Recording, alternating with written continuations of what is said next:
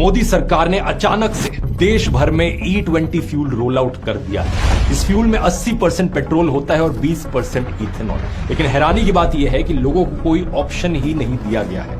आप चाहो या ना चाहो, आपको अपनी गाड़ी में, अपने टू व्हीलर में यही डलवाना पड़ेगा। और इससे भी ज्यादा हैरानी की बात यह है कि इस सबका सबसे बड़ा फायदा किसे हुआ है? सरकार में बैठे एक पावरफुल यूनियन मिनिस्टर, जिनके 2 बेटे इथेनॉल बनाने वाले शुगर प्लांट्स के मालिक हैं। दूसरी तरफ सबसे बड़ा नुकसान इसका हो रहा है आम जनता को। यही कारण है कि इसे सोशल मीडिया पर एक बहुत बड़ा घोटाला कहा जा रहा है। आइए समझते हैं इस E20 फ्यूल की पूरी कहानी। इंडिया में जनवरी 2003 से ही इथेनॉल ब्लेंडेड पेट्रोल बेचा जा रहा है। करीब 22 साल पहले की बात है। तब पेट्रोल में केवल 5% इथेनॉल मिलाने का टारगेट था। लेकिन शुरुआत में प्रोग्रेस काफी स्लो था। 2014 तक एवरेज इथेनॉल ब्लेंडिंग सिर्फ 1.5% तक ही पहुंची थी। 2014 में बीजेपी की सरकार आने के सिर्फ 1 महीने के अंदर ही इथेनॉल ब्लेंडिंग की लिमिट को 5% से 10% तक कर दिया गया था। 2018 में सरकार ने एक नया टारगेट सेट किया था कि 2030 तक 20% इथेनॉल ब्लेंडिंग रहेगी। लेकिन बाद में जाकर इस टारगेट को प्रीपोन कर दिया गया और 2025 को नई डेट रखा गया। और यही कारण है कि मार्च 2025 में ही सरकार ने यह टारगेट अचीव करते हुए पूरे देश में E20 फ्यूल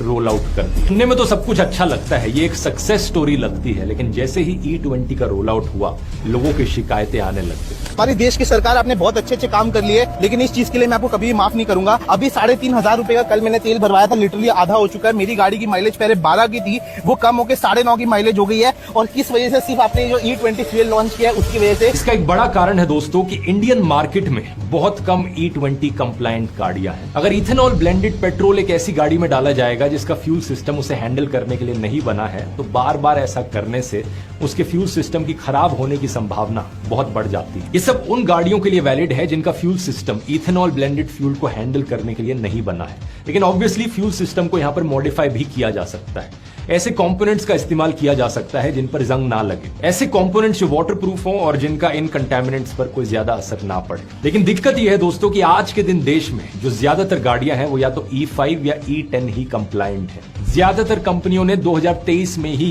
E20 कंप्लायंट गाड़ियां बनानी शुरू की थी। इसी वजह से ये पुरानी गाड़ियां E20 फ्यूल डालने पर कम माइलेज भी देंगी। ऐसी ही प्रॉब्लम्स ढेर सारे लोगों को देखने को मिल रही हैं और पेट्रोल का दाम यहां पर कम नहीं हुआ है दोस्तों। आप उसी दाम पर अगर ये E20 पेट्रोल खरीदेंगे और आपकी माइलेज इतनी कम हो जाएगी, तो इसका मतलब यह है कि आपका पेट्रोल का खर्चा हर महीने 40% बढ़ गया। इस सब में सरकार अपनी बात पर अभी भी अड़ी हुई है और 3 रीजंस बताती है ये फैसला लेने के पीछे। पहला, इथेनॉल इको फ्रेंडली होता है। सरकार का कहना है कि E20 से E10 के मुकाबले 30% कम कार्बन एमिशंस होते हैं। ये बात वैसे सच है दोस्तों। इस चीज को वेरीफाई करने के लिए कई इंटरनेशनल रिसर्च पेपर्स भी आपको मिल जाएंगे। दूसरा, पेट्रोल में इथेनॉल मिलाने से क्रूड ऑयल के इंपोर्ट करने पर जो पैसा खर्च होता है वो बच जाता है। इथेनॉल की वजह से इंडिया को 2014 से लेकर अब तक 193 लाख टन क्रूड ऑयल कम इंपोर्ट करना पड़ा है। इससे कुल मिलाकर 1.36 लाख करोड़ रुपीस बचे हैं। इथेनॉल ब्लेंडिंग से बाहरी देशों पर डिपेंडेंसी भी घट रही है, क्योंकि इंडिया अभी भी 85% क्रूड ऑयल इंपोर्ट करता है बाकी देशों से। और तीसरा बेनिफिट है कि इससे किसानों को फायदा होता है, क्योंकि इथेनॉल बनाने वाली कंपनीज किसानों से गन्ना, मक्का आदि खरीदती हैं। सरकार के मुताबिक 2014 से अभी तक इससे किसानों को 1.18 लाख करोड़ रुपीस की कमाई हुई। अब मेरी राय अगर आप यहां पर पूछोगे दोस्तों, तो ये तीनों फायदे सही हैं। सरकार जो यहां पर कह रही है वो बिल्कुल वैलिड है। एक्चुअली में E20 फ्यूल को इस्तेमाल करना एक बड़ा एडवांटेज होगा देश के लिए।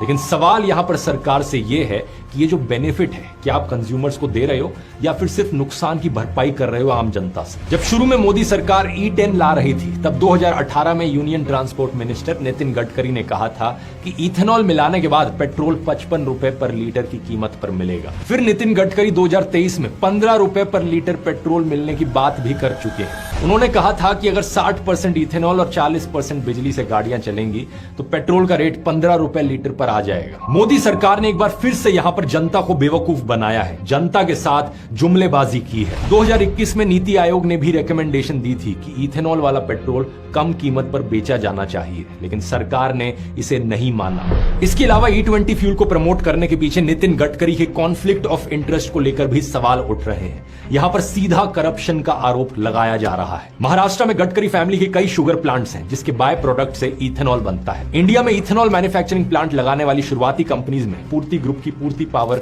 और शुगर लिमिटेड भी शामिल थी, जिसके फाउंडर खुद नितिन गडकरी थे। असल में दोस्तों, गडकरी मिनिस्टर बनने से पहले से ही इथेनॉल के लिए लॉबिंग कर रहे हैं। दिसंबर 2013 में जब शुगर मिल्स चलाने वाली कंपनीज ने एक मीटिंग के बाद सरकार से 10% इथेनॉल ब्लेंडिंग लागू करने की मांग की थी, तब नितिन गडकरी उस मीटिंग के चीफ पेट्रन थे। इसके बाद 2014 में जब मोदी सरकार आई तो सरकार में मंत्री बनते ही नितिन गडकरी ने इथेनॉल ब्लेंडिंग की लिमिट 10 से 15% करने के लिए लॉबिंग करनी शुरू कर दी थी। उस वक्त 2% तक भी ब्लेंडिंग नहीं हो रही थी। और कमाल की बात है, जैसा नितिन गडकरी ने कहा वैसा ही मोदी सरकार ने किया। एक ही महीने के अंदर अंदर इथेनॉल ब्लेंडिंग की लिमिट 10% कर दी गई। ऐसा करना पूर्ति ग्रुप के बिजनेस के लिए बहुत फायदेमंद था। इसी समय जून 2014 में उन्होंने इथेनॉल का एक नया प्लांट सेटअप करने का ऐलान भी किया। बाद में दोस्तों इसी पूर्ति ग्रुप की 2 कंपनीज बनी, मानस एग्रो इंडस्ट्रीज और CIAN सियान एग्रो इंडस्ट्रीज। इन दोनों कंपनीज को नितिन गडकरी के 2 बेटे सारंग गडकरी और निखिल गडकरी चलाते हैं। ये दोनों कंपनीज भी इथेनॉल के बिजनेस में हैं। सारंग गडकरी का मानस ग्रुप 2022 तक 2 करोड़ लीटर इथेनॉल बना रहा था और पेट्रोल में मिलाने के लिए इथेनॉल की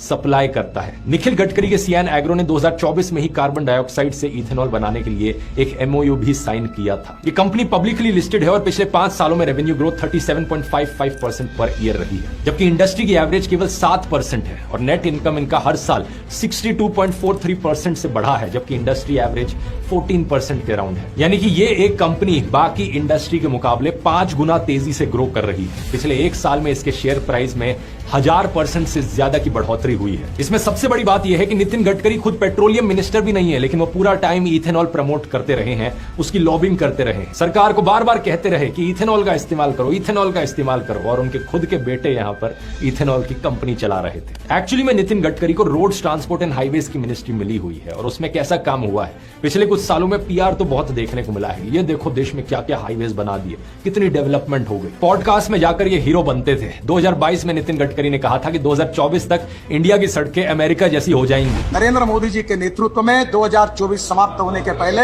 हिंदुस्तान का रोड इंफ्रास्ट्रक्चर अमेरिका के बराबर होगा, ये वचन देता हूं।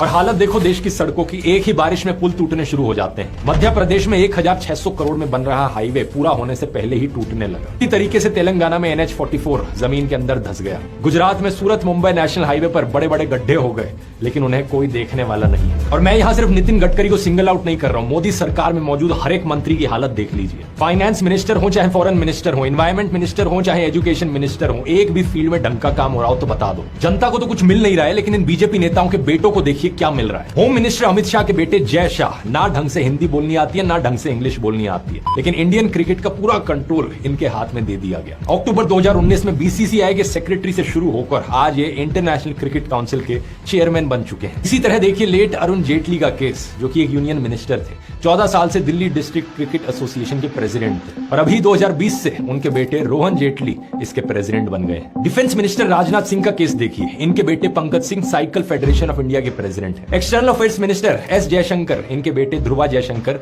ऑब्जर्वर रिसर्च फाउंडेशन के US हेड है। ये रिलायंस द्वारा सपोर्टेड एक पॉलिसी थिंक टैंक है। लेकिन ये बाप बेटों की कहानी बड़ी लंबी है दोस्तों। कोई और पार्टी होती तो यहाँ पर नेपोटिज्म और करप्शन स्कैंडल्स की लाइनें लग जाती, मीडिया में हेडलाइंस चल रही होती, लेकिन क्या करें, गोदी मीडिया इन खबरों को आपको दिखाएगा ही नहीं। टॉपिक से हम थोड़ा डाइवर्ट कर गए हैं, यहाँ पर वापस E20 फ्यूल की कहानी पर आए हैं। तो ओवरऑल ये एक अच्छी चीज है दोस्तों, लेकिन बात यहाँ नियत और इंप्लीमेंटेशन की है। सरकार की यहाँ पर नियत खराब है और इंप्लीमेंटेशन फेल है। सरकार को बस 3 चीजें करनी थी और किसी को कोई प्रॉब्लम नहीं होती। पहला, लोगों को समय देना चाहिए था। जो 2030 की ओरिजिनल डेट थी उस पर करते तो किसी को दिक्कत नहीं होती, क्योंकि तब तक ऑलरेडी 7 साल हो चुके होते E20 कंप्लायंट गाड़ियां आए हुए। दूसरा, ये बात बड़ी क्लियर है कि इथेनॉल इस्तेमाल करने से सरकार के पैसे बचते हैं, तो इस बेनिफिट को कंज्यूमर्स को पास ऑन किया जाना चाहिए था। पेट्रोल का दाम नीचे आना चाहिए था। तीसरा, लोगों को चॉइस दी जानी चाहिए थी, 100% पेट्रोल खरीदो या इथेनॉल ब्लेंडेड पेट्रोल।